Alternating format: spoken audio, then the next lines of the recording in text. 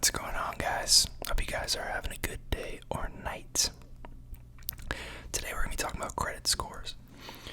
This was a request from someone in the comments. I actually thought it was a pretty good idea, so I put together a little PowerPoint presentation. I'm going to kind of talk about what goes into credit scores, how they work. I'm going to share mine because full transparency. And yeah. Before I get started, traditional disclaimer that none of this is financial, legal, or tax advice. I'm not a licensed professional. This is just entertainment. Do your own research, consult a professional before you do anything finance related. Now, credit scores. Now, some of you are probably familiar with this, and some of you maybe it's just a little more foreign, but a credit score is what lenders use to kind of rank your credibility or trustworthiness when they're considering you for some sort of credit product. Now, this is the typical scale for credit scores. Typically, you won't see a ton of people on either of the end categories, sub 550 or above. Well, I guess this one's broken up a little different. Above 800 is pretty rare. But most people fall within, say, 500 to 800. So 300 to 550 is considered very poor. 550 to 650 is considered poor. 650 to 700 is considered fair. 700 to 750 is considered good. And 750 to 850 is considered excellent. That can kind of vary, but this is just a general overview. This is from Forbes and Experian. So now there's 3 credit bureaus that all kind of have their own databases.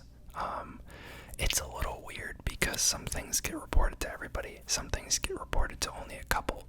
But what you need to know is that there's 3 kind of companies out there that keep track of their own records of your credit score.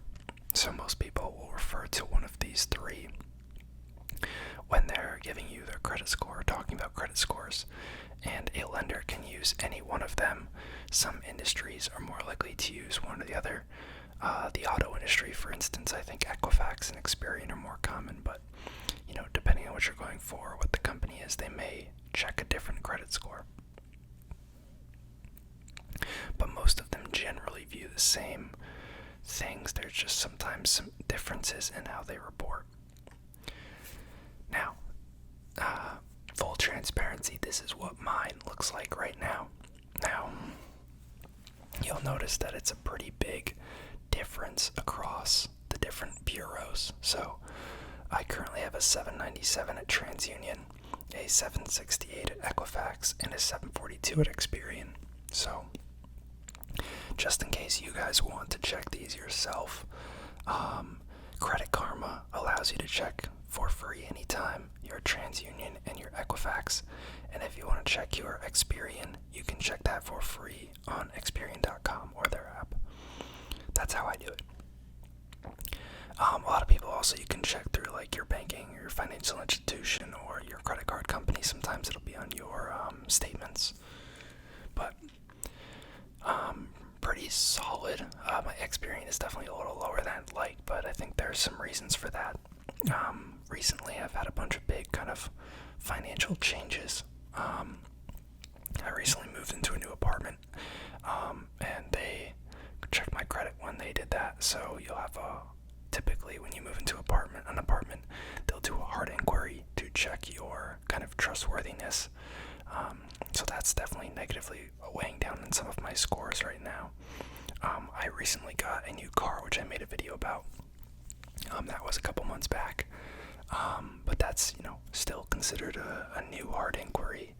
And the Costco credit card I recently got as well. That was just about 4 or 5 months ago, I think. So all those things are negatives in the short term that are definitely bringing down at least my Equifax and my Experian. Also, just in general, I have a pretty low length of credit history. I recently graduated college and didn't really have credit cards before then. So at most, some of my accounts are a couple years old. So I'm going to kind of talk about what makes up the score. So this is the general breakdown. Now everything with this is kind of shrouded in secrecy, so I can explain to you my understanding of how it generally works, but no one really knows the exact math behind it. It's a little funky, and obviously none of this is financial advice. So supposedly about 35% of your score is your payment history, about 30% is the amount that you owe, 15% is your length of credit history, and 10% is new credit. And then the last 10% is the mix of credit. So payment history, this is essentially your track record of on-time payments. So the more payments that you make on time, or the longer that you've made on-time payments, the better this portion of your score will be. Things that hurt this part of your score, sorry. If you are late on payments, or you miss payments, if you have accounts that are sent to collections because you haven't paid them, if you have any accounts that go into foreclosure or you declare bankruptcy, these are all negative things that can affect your history.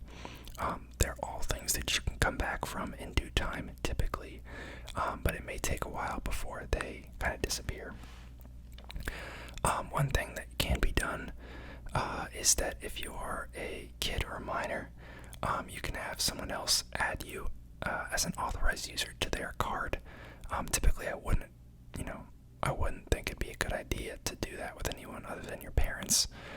But again, only if your parents are financially responsible, because if they don't pay their credit card bill, then it will negatively affect you. But if your parents are paying their bill on time every month, you can actually bring your score up just being an authorized user, if you have pretty minimal credit history. Next is the amount that you owe. So this is something that's called your credit utilization rate. These numbers over on the right are, again, just kind of generally what people have found or what companies have said, but again, you don't know the exact kind of rulings behind it. So generally, using less than 10% of your credit is considered excellent, but anything from 10 to 29% is considered good or decent. 30 to 49% is fair, 50 to 74% is poor, and 74% and up is very poor. So what this means exactly is, let's say you get a credit card and they tell you your credit limit is $10,000. If you spend $800, your credit utilization ratio is 8% because you are using 800 divided by 10,000. So you would have an excellent rating in this category. But if you spent, let's say $3,500, you would have a 35% credit utilization rate, so that your score in this category would be fair. Next up is length of credit history, which is 15% of your score.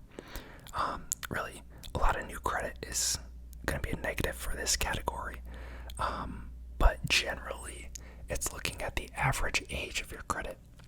So there was some sort of study that they did, forget who, but those with a credit score over 800 on average had a length of credit history of 10 years on average across all their accounts.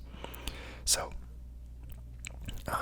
generally, this isn't something that you can really control other than just, finding some good credit cards and holding on to them for a long time. Or, if you have a mortgage or something, then this can help this.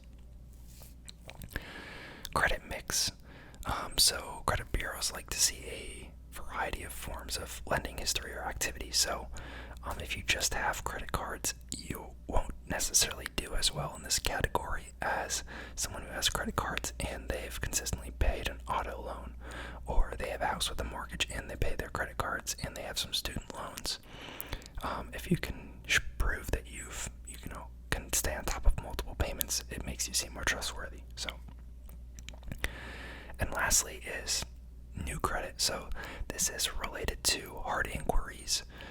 So anytime a company wants to check your credit, they can do either a hard or a soft inquiry. A soft inquiry is essentially them just looking at the score and seeing what it is. It does not affect your credit. A hard inquiry means that they indicate for some sort of credit, or you considered getting a new form of credit. You inquired. And if you have too many of these, it can make you look risky because the finance companies think, why is this guy looking for so much new credit in such a short amount of time? So, generally accepted limit or scale does not exist. But 2 to 4 is typically okay. Most of them fall off, I believe, in a 2-year time period. So if you have, 2 to 4 at any given time, you're typically fine. If you get 6 or up, it typically starts to be viewed pretty negatively. And yeah, I think that's everything I wanted to talk about. Hopefully that was pretty straightforward. I tried to lay it out as clear as I could. If you guys have any questions down in the comments, I'm happy to give my 2 cents, but again, none of this is financial advice. Hope you guys enjoyed the video, and if you have any more ideas for videos, let me know, because